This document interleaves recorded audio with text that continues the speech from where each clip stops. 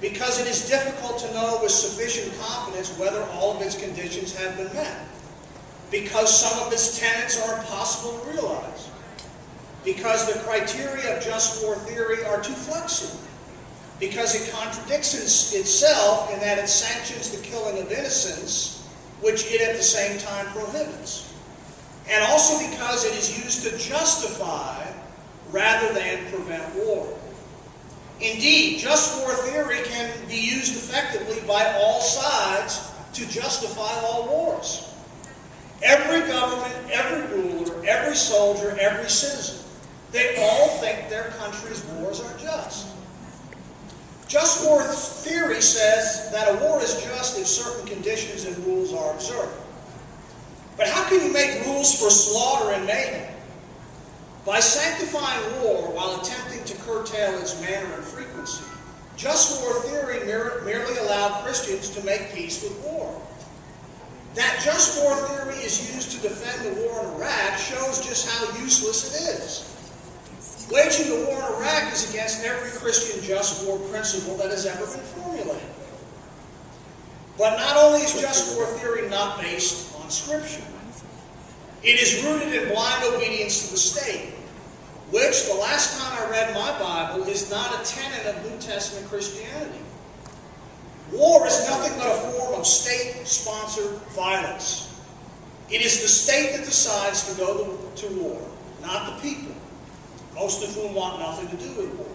The state always claims that it is acting defensively, has the right intention, has the proper authority, is undertaking war as a last resort, has a high probability of success, and that a war will achieve good that is proportionally greater than the damage to life, limb, and property that it will cause. What good is just war theory if it can be used by both sides in a conflict? After just war theory came the Crusades, where conquest was conflated with conversion, followed by the continual wars of religion among European Christians. The ultimate picture of the folly of war is the bloodbath perpetrated by the Christian nations in World War I. From 1914 to 1918, in battle after senseless battle, Christian soldiers in World War I shot, bombed, torpedoed, burned, gassed, bayoneted, and starved each other and civilians until 20 million of them were wounded and another 20 million lay dead. The conduct of Christians in the United States before and during the Great War was shameful. But even without the massive government propaganda campaign that was undertaken during World War I, we see the same shameful conduct among Christians regarding the war in Iraq.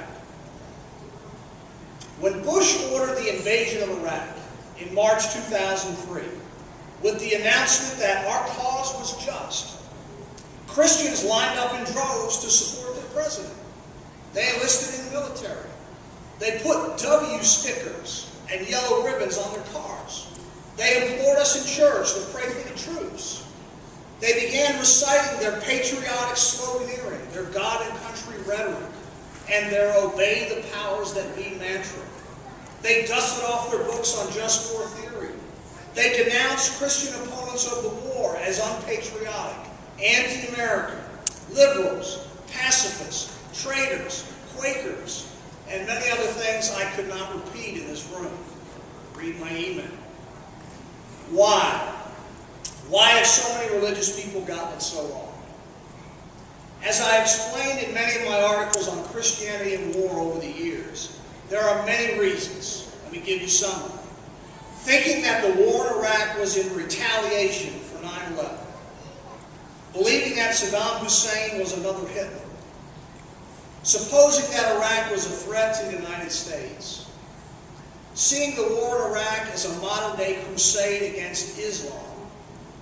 Assuming that the United States needed to protect Israel from Iraq. Viewing Bush as a Messiah figure. Equating the Republican Party with the party of God.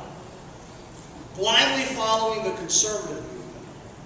Deeming the American state to be a divine institution.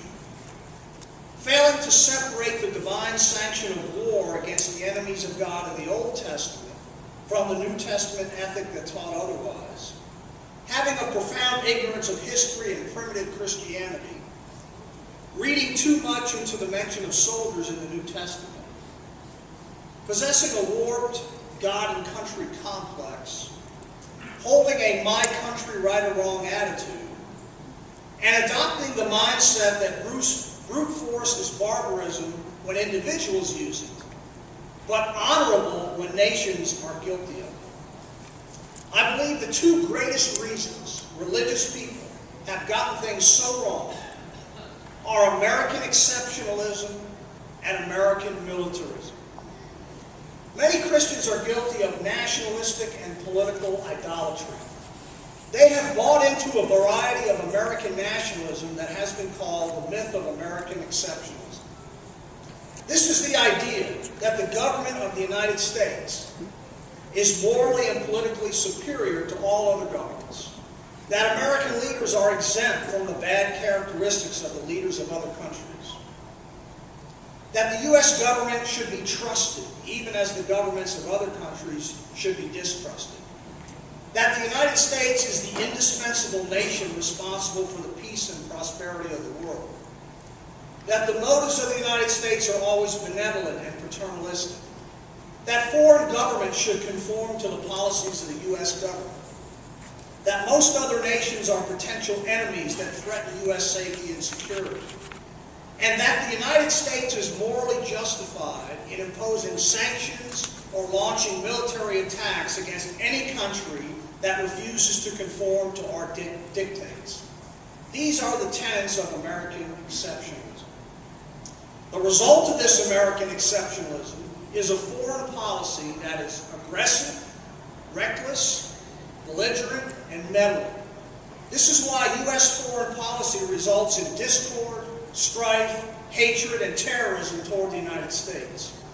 We would never tolerate another country in engaging in an American-style foreign policy. How many countries are allowed to build military bases and station troops in the United States?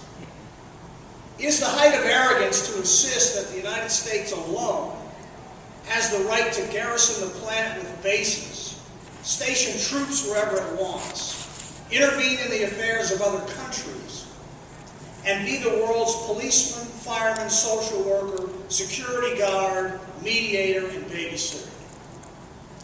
The other reason religious people have gotten things so wrong is American militarism. Americans love the military, and American Christians are no exception. There is an unseemly alliance that exists between certain sectors of Christianity and the military. Even Christians who are otherwise sound in the faith, who treasure the Constitution, who don't support the wars in Iraq and Afghanistan, and oppose an aggressive UN foreign policy, get indignant when you question the institution of the military. It doesn't seem to matter the reason for each war or intrusion into the affairs of another country. It doesn't seem to matter how long U.S. troops remain after the initial intervention. It doesn't seem to matter how many foreign civilians are killed or injured. It doesn't seem to matter how many billions of dollars are spent by the military. It doesn't even seem to matter what the troops are actually doing. Americans in general, and American Christians in particular, believe in supporting the troops no matter what.